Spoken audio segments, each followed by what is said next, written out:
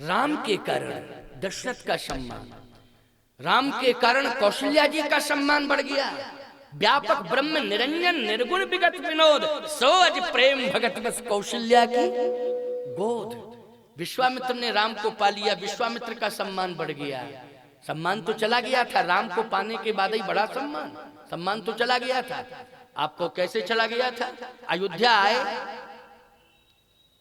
गोस्वामी तुलसीदास जी कह रहे हैं, दशरथ जी महाराज स्वयं बोल रहे हैं क्या? चौथे पन पायु सुत चारी,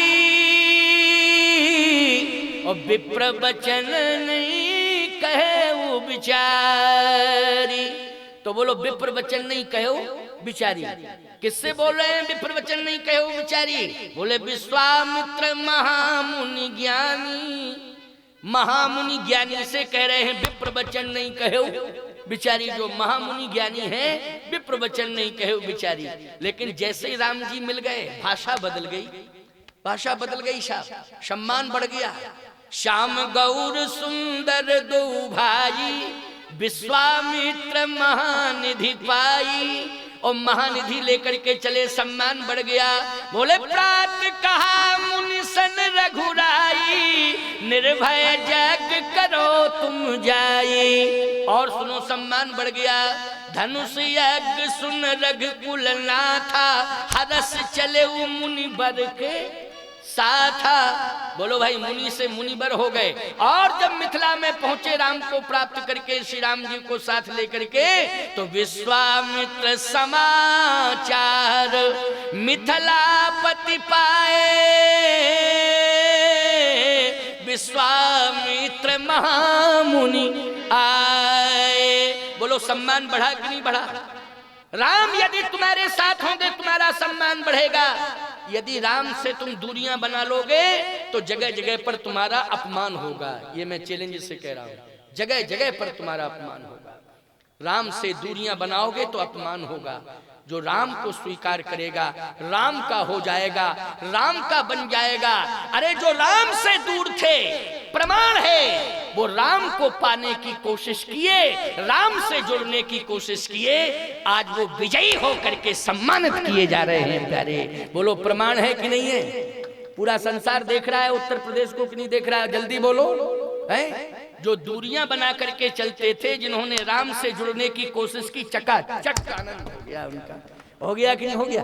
मालाएं पड़ रही हैं उनके गले में, बोलो पड़ रही हैं कि नहीं? सम्मान मिल रहा है। ये प्रत्यक्ष को प्रमाण की क्या जरूरत है? प्रमाण ही प्रमाण है, तुम सब देख रहे हो। ये राम के नाम का प्रभाव है और राम का प्रभाव है। बोलो है कि नहीं? इसलिए विश्वामित्र जी को भी आज जो श्रेष्ठ सम्मान मिल रहा है मिथिला में, सब मंचनते मंच सुंदर विशद विशाल, मुनि समेत तह बंधु दो बैठा रे मही पहाल। वो किसके कारण मिल रहा है? जल्दी बोलो। ये राम के कारण मिल रहा है। और सुन लीजिए मेरी बात, बहुत अच्छी बात बता रहा हूं, सुनते जाओ। सम्मान राम के कारण मिलेगा। राम के बिना कुछ होने ही वाला नहीं है। राम के बिना तुम्हारा जीवन अधूरा है। राजाओं ने कहा कि ये जगत पिता है, दर्शन करो। मूर्ख राजाओं ने कहा नहीं, हम नहीं मानते, हम पिता को नहीं मानते, जगत पिता को क्या मानेंगे? अच्छा ठीक है, मत मानो, लेकिन मानना तो पड़ेगा तुम्हें। एक दिन वो कंडीशन आएगी कि तुम्हें मानना पड़ेगा, राजी राजी नहीं बेराजी। राम को तो मानना पड़ेगा। अरे क्यों मानेंगे राम को? जबरदस्ती मानेंगे राम को? कौन होते हैं राम? मैं नहीं जानता हूं राम कौन है। ये तो कोई राजकुमार बैठा हुआ है, होगा राम, मैं नहीं मानता हूं। उन साधु राजाओं ने कहा कि देखो, अभिमान छोड़ दो, बात मान लो। एक दिन तुम्हें राम को मानना पड़ेगा, मानना पड़ेगा। और नहीं मानोगे तो तुम्हारे ऊपर बुलडोजर चल जाएगा। क्यों भाई? बिल्कुल हम सत्य कह रहे हैं। वो राजा, जो साधु राजा थे, अच्छे विचारधारा के, उनकी बात मैं कर रहा हूँ, रामायण की बात कर रहा हूँ। अब तुम लोगों को क्या लग रहा है, क्या नहीं लग रहा है? देखो, बात मान जाओ, राम को मानो, तुम्हें सम्मान मिलेगा, तुम्हारी जिंदगी सुरक्षित रहेगी, तुम्हारा राज्य भी सुरक्षित रहेगा। अरे बोले मेरा कौन क्या बिगाड़ सकता है? मैं बाहुबली हूं, तुम्हें पता नहीं मेरे राज्य का और मेरे नाम का कितना बड़ा डंका बजता है? तुमको मालूम नहीं है? तुम कुछ नहीं जानते हो, समझते नहीं हो। कहे ठीक है, नहीं मानते हो तो अब देख लो, परिणाम सामने आ जाएगा। और परिणाम सामने आ गया है, अब देखते जाना, अभी अभी परिणाम आने वाला है सामने, चिंता मत करो। इन राजाओं ने अपनी दुष्टता नहीं छोड़ी, डिसिप्लिन है नहीं, अनुशासनहीनता है, उद्दंडता करने लगे। क्या उद्दंडता है? जनक जी ने कहा कि ये धनुष रखा है, इसको आप देखिए नहीं, तोड़िए। जिस लक्ष्य को लेके आए हैं आप उसको पूरा करिए, आप देखिए नहीं। बार बार क्यों देख रहे हैं धनुष की ओर? आप तोड़िए इसको। राजाओं ने कहा देख के मूड बना रहा हूं, पहले देखूंगा तब तो मूड बनता है, ऐसे थोड़ी बिना मूड के कोई काम होता है क्या, है ना? देख रहा हूं, मूड बना रहा हूं। जनक जी ने कहा बहुत देर हो गई मूड बनाते बनाते, अब तोड़ने आए तो तोड़ दो, तोड़ दो। गए राजा, क्रम से गए, कोई सफल ही नहीं हुआ, कोई सफल नहीं हुआ। जनक जी ने कहा अब कोई बात रह गई, बोलो। कोई बात नहीं, तो जाओ, बैठे क्यों, बैठे क्यों? तो जाओ, आस निज निज गए, जाइए जाइए यहाँ से जाइए, अब यहाँ बैठने की जरूरत नहीं है। जब काम नहीं हुआ है, आपने स्वीकार कर लिया इस बात को कि मैंने धनुष नहीं तोड़ पाया। बोले अभी स्वीकार नहीं किया क्योंकि उद्दंड है, अनुशासन जानते नहीं, तो कब स्वीकार करोगे? बोले महागठबंधन बना के जाएंगे। देखा आपने, गलत कह रहा हूं, जो बात है वो सत्य है। बोले मैं महागठबंधन बना के जाऊंगा, और 10,000 राजा, बोलो कितने उद्दंड हैं ये? श्री जानकी जी एक, धनुष एक, और तोड़ने वाले कितने हैं? 10,000। ये महागठबंधन है कि नहीं, बोलो? मैं 10,000 यूनियन, संगठन, संगठन में बड़ी ताकत होती है। याद रखना, चाहे जितने संगठित हो जाना, यदि सोच तुम्हारी नकारात्मक है तो सफलता कभी मिल नहीं सकती है। चाहे जितने संगठित हो जाना, चाहे जितनी ताकत लगा लेना, अगर सोच तुम्हारी अच्छी नहीं है, दृष्टिकोण तुम्हारा परम पवित्र नहीं है, तो सफलता नहीं मिलेगी। चाहे जितना संगठन बना लेना, चाहे जितना यूनियन बना करके तैयारी रखना, लेकिन विफलता ही विफलता मिलेगी। सोच अच्छी होना चाहिए। जनक जी ने कहा अच्छा तो यूनियन, संगठन बना के जाओगे? जाओ। मैं आपसे पूछना चाहता हूं, 10,000 राजा संगठित होकर के गए, एक साथ आक्रमण किया धनुष के ऊपर, हिला पाए क्या धनुष को? फैल हो गए। बोलो हो गए फैल के नहीं? जब 10,000 राजा लौट के आए तो जो साधु राजा थे उन्होंने कहा अब बात समझ में आ गई कि नहीं आ गई? अब भी राम के हो जाओ, अब भी राम के हो जाओ, हो जाओ, अब हो जाओ, अब मान जाओ। तो कहते नहीं, अभी नहीं, अभी क्या समझा? तो फिर घर जाओ। बोले घर भी नहीं जाएंगे। तो जब यूनियन बना करके, गठबंधन बना करके भी सफल नहीं हो पाए, तो अब यहाँ बैठने की क्या जरूरत है? तो वो उद्दंड राजा क्या कह रहे हैं? वो कह रहे हैं कि अब हम इसलिए बैठे हैं, यूनियन बना करके बैठे हैं, महागठबंधन बना के बैठे हैं कि देख रहा हूं कि कौन तोड़ता है। तो क्या कर लोगे तुम तोड़ने वाले का? अरे बोले भाई हम अगर तोड़ नहीं पाए धनुष, तो कोई तो धनुष तोड़ेगा, तो क्या करोगे? बोले जो धनुष तोड़ेगा हम सब मिलकर के उस पर आक्रमण करेंगे। मतलब हम चुनाव नहीं जीत पाए, हार पाए, तो जीतने वाले पे ही आक्रमण करेंगे, कम से कम उसको ही मिटाने की कोशिश करेंगे। क्यों भाई? बोलो यही सोच है ना, नकारात्मक सोच है कि नहीं? ये सोच कभी सफल नहीं होने देगी। कभी तुम सफलता को प्राप्त नहीं कर पाओगे अगर इस तरह की नकारात्मक सोच बनी रही, इतनी हल्की सोच बनी रही, कभी सफल नहीं हो पाओगे जीवन में। पतनोन्मुखी विचारधारा यदि है तो निश्चित है कि तुम पतन की ओर जा रहे हो, तुम्हारा पतन होना निश्चित है। कभी उत्थान नहीं हो सकता है, कभी सफल नहीं हो सकते हो। आज वो राजा बैठे हैं कि देखता हूं कि कौन धनुष तोड़ता है। वाह, संतों की चर्चा हुई। संत कौन है? विश्वामित्र हैं प्रभु राम की तरफ से, और श्री किशोर जी की तरफ से शतानंद जी हैं। क्यों भाई? दोनों संत हैं। शतानंद जी ने अनुरोध किया विश्वामित्र जी से, क्या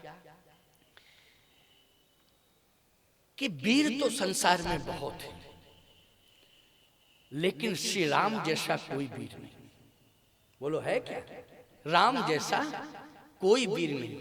जो महावीर है वो भी श्री राम के चरणों की सेवा करता है। बोलो करता है ना?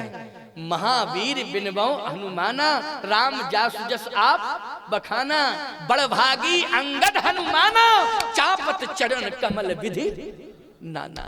बोलो जो महावीर है वो भी श्री राम के चरणों का दास है, सेवा करता है। इन जैसा कौन हो सकता है संसार में? लेकिन समझ में नहीं आ रहा है कि ये चुपचाप क्यों बैठे। विश्वामित्र जी ने कहा, सतानंद जी यही तो राम का रामत्व है। सब कुछ होने के बाद भी अनुशासित है। अपने से बड़ों की आज्ञा जब तक नहीं हो जाएगी तब तक आगे कदम नहीं बढ़ा सकते हैं। याद रखना, बड़ों का कितना सम्मान है, बड़ों का कितना आदर है, कितना आदर है, कितना सम्मान है। तो सतानंद जी ने कहा कि आप तो बड़े हैं ही, आप ही आज्ञा दे दीजिए ना, आपको आदेश देना चाहिए। विश्वामित्र जी ने कहा कि आदेश तो हम देंगे लेकिन सोच समझ के देंगे, समय आने पर देंगे, समय को देख करके देंगे। तो समय कब आएगा? बोले बस समय आने ही वाला है, थोड़ी देर में। विश्वामित्र जी ने राम जी से कहा कि अब उठो, बैठो नहीं, अब उठो। उठहु राम। अब कल्पना करना आप, विश्वामित्र जी ने जब कहा राम जी उठो, तभी राम जी उठे कि नहीं उठे? अच्छा, ये राजा जितने बैठे थे जो धनुष नहीं तोड़ पाने की ताकत रखते हैं, धनुष ही नहीं तोड़, छू नहीं सकते, इतनी क्षमता ही नहीं इनके अंदर के धनुष को छू ले, लेकिन वो राजा उठे उठे जा रहे हैं, बैठने का मन ही नहीं ले रहे हैं। खूब बैठाला जा रहा है लेकिन नहीं नहीं, नहीं मैं पूछ जाऊंगा। फिर 10,000 इकट्ठे गए, कुछ भी नहीं हुआ, सब पराजित हो गए। फिर बैठ गए, फिर उठे। क्यों? बोले देखें तो कौन जा रहा है, हम जाने नहीं देंगे, उसको बीच में पकड़ लेंगे, वहां तक जाने नहीं देंगे, बीच में ही पकड़ लेंगे। अच्छा, इतना बड़ा दुस्साहस। सावधान, ये तो राम है, जो राम का हो जाएगा उसकी राह में कोई रोड़ा नहीं बन पाएगा।